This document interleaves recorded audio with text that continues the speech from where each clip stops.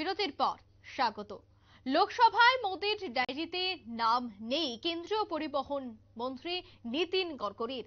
মোদির সঙ্গে সাক্ষাৎ করলেন প্রবীণ এই বিজেপি নেতা। সাক্ষাতের প্রসঙ্গ অবশ্য এড়িয়ে গেলেন নীতিন গডকরি। কেনই বা নাম নেই লোকসভার মোদির ডায়েরিতে, তা নিয়েই উঠছে নানা প্রশ্ন।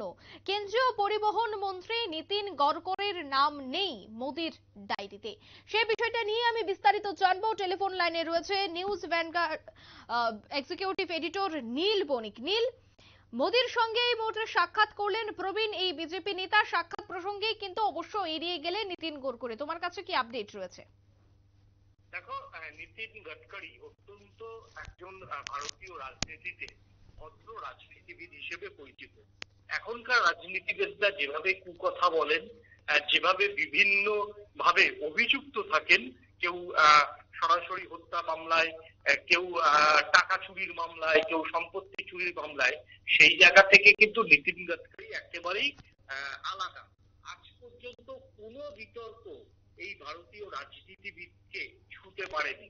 সেটা তোমার হচ্ছে টাকার দিক থেকেই হোক, সেটা তার সংসদ এলাকা থেকেই হোক, কোন দিক থেকে কোন বিরোধীরা আজ পর্যন্ত এই কেন্দ্রীয় মিনিস্টার সড়ক পরিবহন দপ্তরের মন্ত্রী নীতিন গডকরির বিরুদ্ধে অভিযোগ আনতে পারেনি। মূলত বাজপেয়ীজির হাত ধরেই এই নীতিন গডকরি ভারতীয় রাজনীতিতে এসেছিলেন। নাগপুর থেকে মূলত নিজে লড়াই করতেন। বিজেপির সভাপতি ছিলেন একটা সময়। শুধুমাত্র কেন্দ্রীয় মন্ত্রিসভার সদস্য ছিলেন বাজপেয়ীর আমলে। পরে মোদির 10 বছরেও তিনি কেন্দ্রীয় মন্ত্রী ছিলেন। সেই জায়গা থেকে কোনো বিতর্ক আজ পর্যন্ত তার দপ্তরকে নিয়েও তিনি পড়েননি, বা এমন কোনো কাজ করেননি যাকে নিয়ে তার দল বেসামাল হতে হয়। সেই নীতিন গডকরি এবার নির্বাচনে সম্ভবত প্রার্থী হচ্ছে না। বলা ভালো যে 195টা যে লিস্ট হয়েছে, তারপরের যে 100টা লিস্ট, তাতেও নীতিন গডকরির নাম নেই, এমনটাই শোনা যাচ্ছে। সেই জায়গা থেকে নীতিন গডকরির রাজনৈতিক সন্ন্যাস নেওয়ার মতো বয়স হয়নি।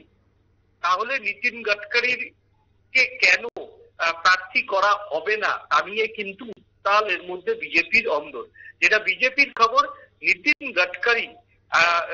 নীতিন গডকরির সঙ্গে অমিত শাহর যে সম্পর্কের রিকুয়েশন, সেটা খুব একটা মধুর নয়।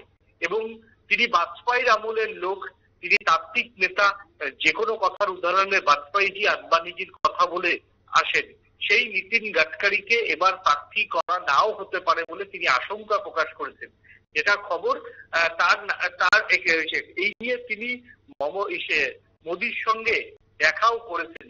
মোদি যখন তার বিমানবন্দরে আসে, সেই সময়তে গিয়ে নীতিন গডকরি দেখাও করেছেন, এবং দেখা করার পর কি বলেছেন সে বিষয়ে জানা সম্ভব হয়নি।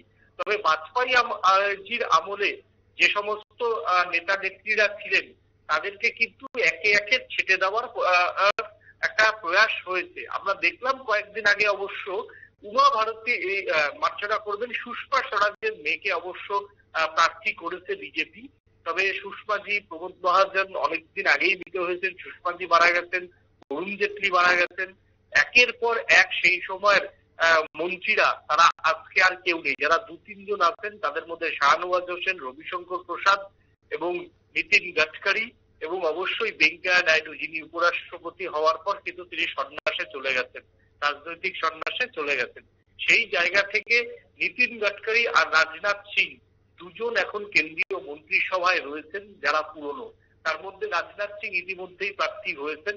রাজনাথ সিংকে অবশ্য প্রার্থী না করে উপায় ছিল না, তাহলে উত্তরপ্রদেশের যে ঠাকুর বংশ এবং ব্রাহ্মণ ভোট, সেটা বিজেপির বিপক্ষে চলে যেত। এবং নীতিন গডকরি যেহেতু কোনোদিনও জাতপাত নিয়ে সেইভাবে এই ভদ্রলোক কোনোদিনও রাজনীতি করেনি, বিজেপির মধ্যে থাকলেও হিন্দুত্ব নিয়ে, যে উগ্র হিন্দুত্ববাদ নিয়েও কোনোদিনও সুর চড়ায়নি। সেই জায়গাতে তার যে ফ্যান ফলোয়ার, সেটা সমস্তই উন্নয়ন কেন্দ্রিক, তাকে উন্নয়ন কেন্দ্রিক হিসেবেই মানুষ চেনে। সেই জায়গাতে দাঁড়িয়ে নীতিন গডকরিকে যদি প্রার্থী না করা হয়, তাহলে কার্যত বিজেপিতে বাজপেয়ীজির যে জমানা, সেই জমানার কার্যত অবসান 99% হবে। একটাই আলো জ্বলবে, সে হচ্ছে রাজনাথ সিং। এখন দেখার যে মোদি যদি এই যে নীতিন গাডকারি প্রধানমন্ত্রীকে আবেদন করলেন বা প্রধানমন্ত্রীর সঙ্গে দেখা করলেন, তারপর প্রধানমন্ত্রী বা নরেন্দ্র মোদী বা টিম মোদী শাহ জুটির মনের চিরা ভেজে কিনা সেটাই এখন দেখার। একদমই। ধন্যবাদ নীল। সাক্ষাতের প্রসঙ্গ ইতিমধ্যেই উঠে আসছে। জানা গেছে যে ইতিমধ্যেই নীতিন গডকরি তিনি প্রধানমন্ত্রীর সাথে দেখা করেছেন, গোটা বিষয় নিয়ে আলোচনা করছেন বলেও সূত্র মারফত খবর। এখন দেখার বিষয় যে দ্বিতীয় দফায় যে বিজেপি প্রার্থী তালিকা প্রকাশ করবে সেই তালিকায় নীতিন গডকরির নাম থাকে কিনা। নিয়ে নিচ্ছে ছোট্ট একটি বিজ্ঞাপন বিরতি, সঙ্গে থাকুন।